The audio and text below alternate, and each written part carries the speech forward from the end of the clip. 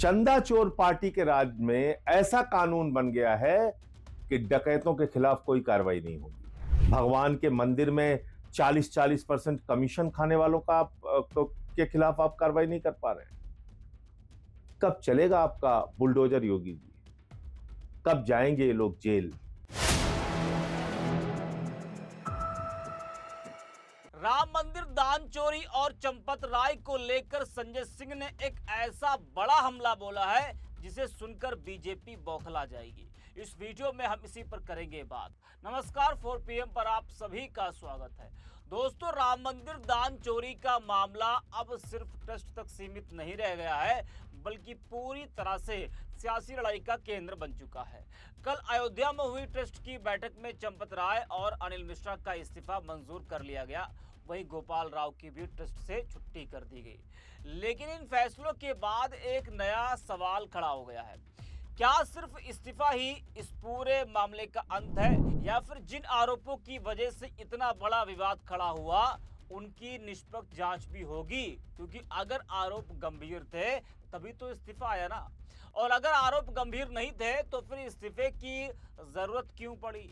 यही सवाल विपक्ष भी उठा रहा है और कई राम भक्त भी पूछ रहे हैं। हालांकि जांच तो काफी हद तक हो चुकी है और हो भी रही है, बयान भी दर्ज किए गए हैं, तभी तो कई आरोपी गिरफ्तार हुए और SIT पुलिस की छापेमारी में कई लाख बरामद भी हुए। लेकिन इस्तीफा देने वालों की सही से जांच होगी या फिर नहीं, ये एक बड़ा सवाल है। इस बीच आम आदमी पार्टी के राज्यसभा सांसद संजय सिंह, जो बार बार राम मंदिर दान चोरी पर सरकार को घेर रहे हैं, उन्होंने ट्रस्ट की बैठक के बाद एक बार फिर सरकार पर तीखा हमला बोला।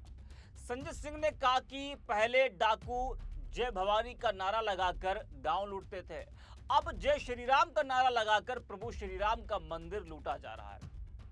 इतना ही नहीं, उन्होंने तंज कसते हुए कहा कि पहले डाकू जेल जाते थे, लेकिन अब इस्तीफा देकर छुट्टी पा रहे हैं। एक तीखा तंज, तीखा हमला संजय सिंह ने किया है। जरा नमस्कार, जय हिंद साथियों।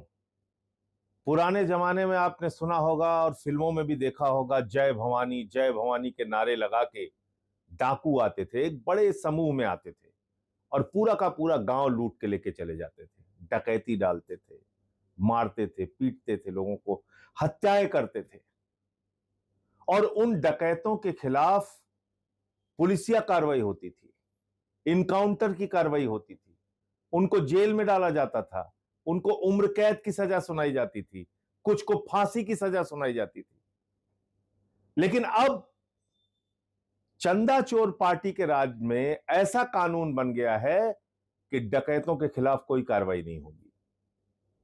जिन्होंने प्रभु श्री राम का मंदिर लूटा है, करोड़ों हिंदुओं की आस्था का प्रतीक प्रभु श्री राम का मंदिर जिन लोगों ने लूटा है, उनके खिलाफ कोई कार्रवाई नहीं होगी।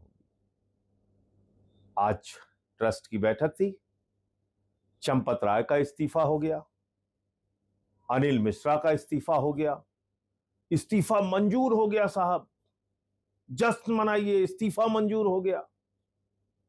फिर तो कोई भी भ्रष्टाचारी अपने पद से इस्तीफा दे देगा, कोई अधिकारी हजारों करोड़ की लूट करेगा और कहेगा हमने तो इस्तीफा दे दिया, काम खत्म। क्या उसको उसके भ्रष्टाचार की सजा मिली? तो मैं चंपत राय के मामले में पूछना चाहता हूं, अनिल मिश्रा के मामले में पूछना चाहता हूं, इनके खिलाफ कार्रवाई क्यों नहीं हो रही है? और मेरा यह सवाल सीधे मोदी जी से है, क्योंकि यह ट्रस्ट आपने बनाया, मोदी जी, चंदा चोर पार्टी के मुखिया ने यह ट्रस्ट बनाया है। आप बताइए, इन लोगों के खिलाफ क्या कोई कार्रवाई नहीं होगी? किस किस प्रकार से प्रभु श्री राम के मंदिर को इन्होंने लूटा है। निर्माण कार्यों में 40-40% कमीशन देने की बात सामने आई, जमीनों की खरीद में करोड़ों करोड़ रुपए पानी की तरह बहाने की बात आई, करोड़ों का भ्रष्टाचार किया गया जमीन खरीद के नाम पे, चढ़ावे में सैकड़ों हजारों करोड़ की चोरी की बात सामने आ रही है। तमाम लोग सामने निकल के आए कि मंदिर में ये लोग चोरी करते थे, भ्रष्टाचार करते थे। मंदिर में आभूषणों की चोरी की बात भी सामने आई, सोने चांदी की चोरी की बात सामने आई। और ये कोई मैं आरोप लगा रहा हूं ऐसा नहीं है, मैंने तो 2021 में ही ये सारे खुलासे किए थे। 2 करोड़ की जमीन 18.5 करोड़ में जब खरीदी गई थी। अगर उसी समय कार्रवाई हो गई होती तो शायद ये दिन ना देखने पड़ते, लेकिन तब कार्रवाई नहीं हुई। आज तमाम मामले सामने आ चुके हैं। भारतीय जनता पार्टी के नेता डॉक्टर रजनीश सिंह, विनय कटियार, संतोष दुबे, धर्मदास जी महाराज, खुद नित्य गोपाल दास जी, उनके उत्तराधिकारी कमल नयन दास जी, दीनानाथ वर्मा इंजीनियर, महिपाल सिंह जो चढ़ावा की गिनती का काम करते थे। सारे लोग आरोप लगा रहे हैं, चिल्ला चिल्ला के कह रहे हैं, सारे जमीनों के कागजात चिल्ला चिल्ला के कह रहे हैं कि सैकड़ों करोड़ का घोटाला हुआ है।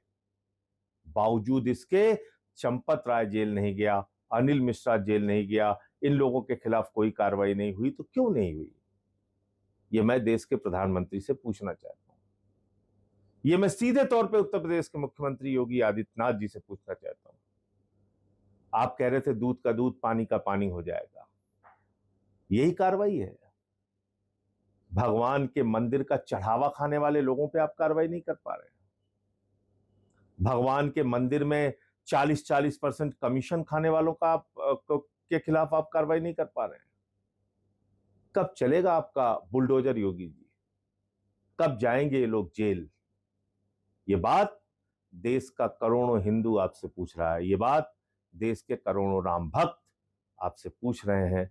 मोदी जी, योगी जी, आखिर कब आप इन लोगों के खिलाफ कार्रवाई करेंगे? जय हिंद। तो सुना आपने, संजय सिंह का यह कहना है कि पहले डाकू जय भवानी का नारा लगाकर गांव लूटते थे, अब जय श्री राम का नारा लगाकर प्रभु श्री राम का मंदिर लूटा जा रहा है। यह कोई सामान्य राजनीतिक बयान नहीं है, यह बेहद तीखा आरोप है जिसने राजनीतिक गलियारों में नई बहस छेड़ दी है। स्वाभाविक है कि इस बयान पर बीजेपी भी पलटवार करेगी, लेकिन जिस मुद्दे को लेकर यह बयान दिया गया उस पर उठ रहे सवाल अभी भी अपनी जगह बने हुए हैं। वैसे अगर देखा जाए तो चंपत राय, अनिल मिश्रा और जिन जिन लोगों के नाम इस पूरे विवाद में सामने आए, उन सभी की निष्पक्ष और पूरी जांच होना बेहद जरूरी है। जांच हुई, पूछताछ भी हुई, बयान भी दर्ज किए गए, लेकिन अब सवाल यह कि उन जांचों का नतीजा क्या निकला। अगर किसी पर कोई जिम्मेदारी बनती है तो उस पर क्या कार्रवाई हुई, और अगर किसी पर कोई दोष नहीं बनता तो वह बात भी साफ साफ जनता के सामने रखी जानी चाहिए। यही मुद्दा उठाकर विपक्ष सरकार को घेर रहा है। विपक्ष का कहना है कि सिर्फ इस्तीफा दे देना या इस्तीफा मंजूर कर लेना ही जवाबदेही नहीं कहलाती है। अगर आरोप इतने गंभीर थे कि पद छोड़ना पड़ा तो फिर यह भी स्पष्ट होना चाहिए कि आगे कानूनी और प्रशासनिक स्तर पर क्या कदम उठाए गए, क्योंकि यह मामला किसी सामान्य संस्था का नहीं बल्कि करोड़ों लोगों की आस्था से जुड़े राम मंदिर का। ऐसे में जनता सिर्फ चेहरे बदलने की नहीं बल्कि सच सामने आने और जिम्मेदारी तय होने की उम्मीद भी कर रही है। इस वीडियो में इतना ही। अगली रिपोर्ट भी है।